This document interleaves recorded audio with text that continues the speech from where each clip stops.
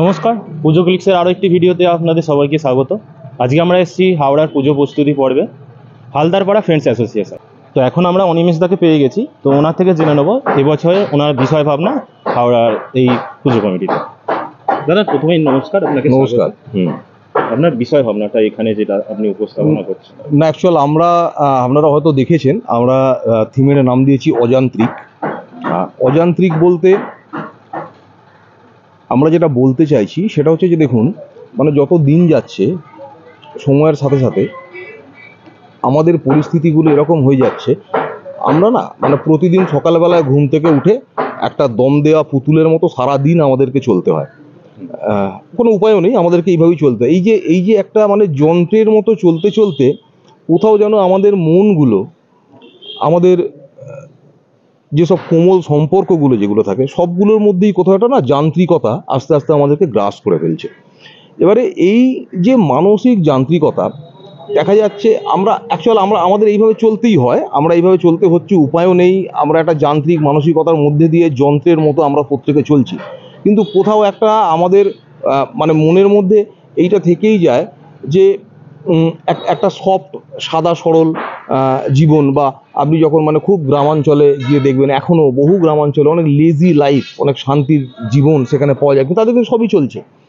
এবং কোথাও একটা আমাদের মনের মধ্যে এইরকম একটা শান্তির জায়গা, এরকম একটা সাদা সরল যে জীবনযাপন, এটা আমাদের চাহিদার মধ্যে কোথাও থেকেই যায়। এবং আমরা বলতে চাইছি, যেমন ধরুন একটা মায়ের সাথে শিশুর সম্পর্ক, তার মধ্যে তো কোনো রকম যান্ত্রিকতা নেই, একদম সাদা সরল একটা সম্পর্ক। এই বিষয়টাকেই আমরা বলছি অযান্ত্রিক।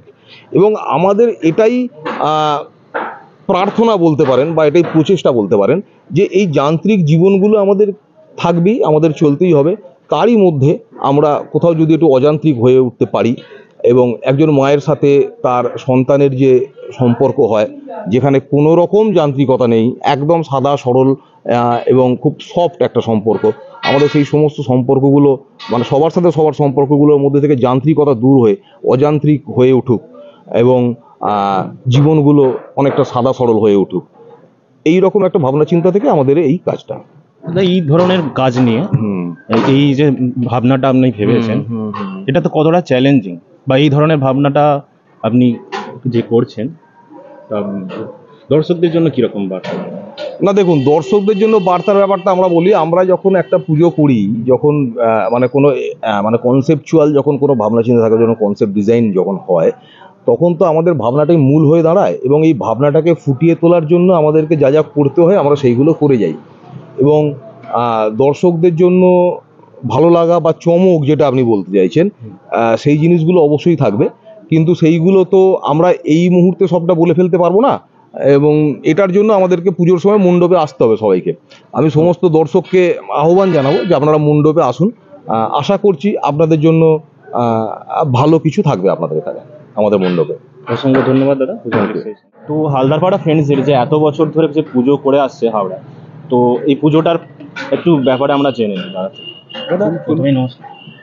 এবারে আমাদের 7তম বর্ষ, তো সাধারণত 7তম বর্ষতে একটুখানি নতুনত্ব তো কিছু থাকবেই।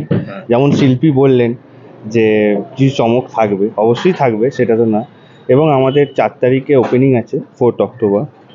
তাই জন্য আমরা চেষ্টা করছি 1 তারিখের মধ্যে তো পুরোটাই কনফার্ম করে শেষ করে দেওয়ার। কনফার্মলি শেষ হয়ে গিয়ে তারপরে তো অনেক কিছু থাকে, শেষ পর্যন্ত শেষে একটা দেখার থাকে। আশা করি মহালয়ার আগে শেষ হয়ে যাবে আমাদের প্যান্ডেলটা। আচ্ছা, দর্শকরা কিরম ভাবে আসবে? এখন তো মেট্রো এর সামনেই চলে এসছে আমাদের, যদি দর্শকরা যদি আসেন তো হাওড়া ময়দান মেট্রো থেকে যে কোনো টোটোতে উঠে, টোটো বা বাস, যে কোনো বাসের রুট হচ্ছে 52, টোটোতে উঠে শুধু বলতে হবে হালদারপাড়া যাব। হালদারপাড়া বাস স্টপে যে নামলেই আমাদের গেট থাকবে, তো গেটে দেখতে পাবেন যে হালদারপাড়া ফ্রেন্ডস অ্যাসোসিয়েশন লেখা আছে। তো ওখান থেকে আমাদের গেট স্টার্ট। অ্যাসোসিয়েশনের পক্ষ থেকে আমরা শারদীয়ার শুভেচ্ছা জানাচ্ছি, আগাম শারদীয়ার শুভেচ্ছা জানাচ্ছি, আর সকল দর্শককে আসার জন্য আহ্বান করছি। একবার আসুন, অন্তত এসে একবার ভিজিট করে যান প্যান্ডেলটা, আশা করছি ভালোই লাগবে। ধন্যবাদ। এই ধরনের আরও প্রস্তুতি পর্ব ও বিশেষ ধরনের সাক্ষাৎকার আমরা আরও আনছি আমাদের পেজে এবং ইউটিউব চ্যানেলে। তো এখানে ফলো ও সাবস্ক্রাইব করে আমাদের সাথে থাকুন, পাশে থাকুন।